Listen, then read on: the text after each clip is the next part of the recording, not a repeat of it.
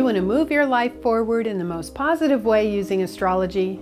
Then let's take a look at the astrological patterns for July 2017. I have to say, July starts with a bang, and I'm not just referring to the 4th of July. On July 1st and 2nd, we have a very dynamic pattern that forms, and we need to navigate this carefully because that's the travel time for the holiday. We are going to begin with the moon in Libra, making very dynamic aspects to Mars, Jupiter, Uranus, and Pluto. And on the 2nd, we have an exact Mars opposition to Pluto. So what that suggests is a few days where there is an enormous amount of developmental tension in the air. We can choose to use that however we'd like, and I am wanting to really implant that in your brain, that you are not a victim to the planets, that they don't control what you do or how you feel. I do want to say that the 1st and 2nd, and it really goes into the 3rd and the 4th, are days with some tension atmospherically, so to speak. But if you breathe, if you focus on being loving and kind, all the things that you would normally do, you can be okay. But we do need to focus on peace and avoiding violence. Whether that means you feel like yelling at somebody, or you feel offended, or you get emotional, your reaction matters.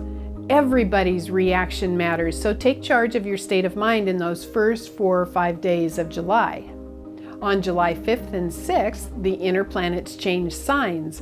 We have Venus going into Gemini, which is always pretty delightful. That's when we get very chatty with our friends. And we have Mercury going into Leo. Now this one we need to discuss because we are building to that great big eclipse in August in Leo. And Mercury entering Leo is going to kind of start the parade, so to speak. So it's important that we understand that things could be dramatic from time to time. So realize the part that you play in that. And the focus coming up in August with this eclipse is all about love. It's the heart chakra that needs to open. Start it in July. Begin those healthy habits. Don't get sucked into other people's drama. All of this leads to a very potent full moon on July 9th in Capricorn. What is incredibly important about this full moon is that Mars and Pluto are involved.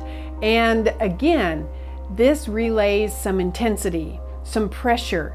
We know there's a lot politically going on right now. People have very strong opinions. And the full moon in Capricorn is about government. It's about governmental structures and big business and so forth. Please, again, you're going to hear me say this over and over, navigate this full moon wisely.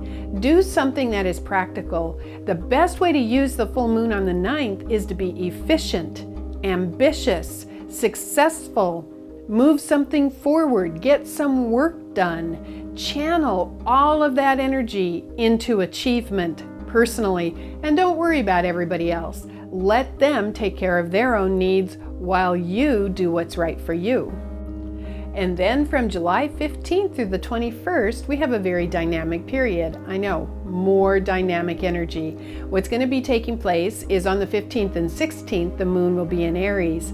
But from the 15th to about the 21st, there is a building energy with Mars squaring Uranus. And for those first few days, when the moon is in Aries, that makes it even more supercharged. Using this positively would be to go do something adventurous, exercise, take a risk, enjoy yourself, be playful. But using it not so positively would be to get cranky, opinionated, combative. Again, we have the choice. I choose at that time to tap into courage because that's another way to use Mars square Uranus, courageously moving your life forward.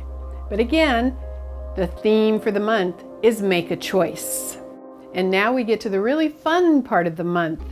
On the 20th, Mars goes into Leo. So Mars going into Leo again is signaling what the Leo eclipse wants to bring about in August. Things may get dramatic. You may notice that there are some thin-skinned reactions in the world.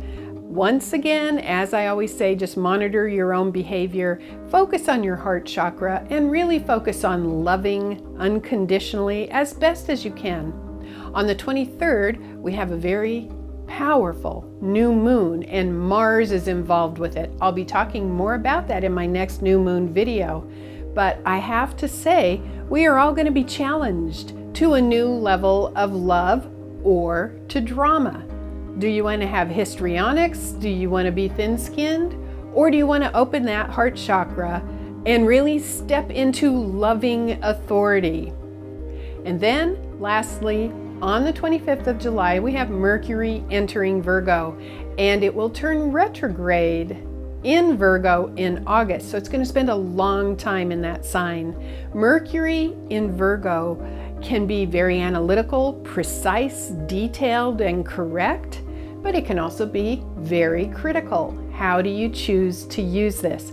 I guarantee you there's going to be a lot happening in the world that we could choose to criticize, but you're going to need to choose what level of expression you want to manifest with Mercury in Virgo. So to summarize the very dynamic astrological patterns for the month of July, just remember those first few days are really strong. On the 1st, we have that moon in Libra, and then on the 2nd, we have that exact Mars opposite Pluto. So during the holiday, from the 1st to about the 5th of the month, stay calm, breathe, be loving. On the 5th and 6th, we have Venus and Mercury changing signs. Mercury going into Leo is going to enhance drama, but also lovingness. On the 9th, we have that really powerful full moon in Capricorn with Mars in Cancer in opposition to that. Do something efficient and productive, get some work done, and feel good about it. On the 20th, we have Mars square Uranus. Just remember, from the 15th to the 21st, it's a very dynamic period. You're going to be challenged to stay calm and to stay happy, and you can do it. Have an adventure, do something fun.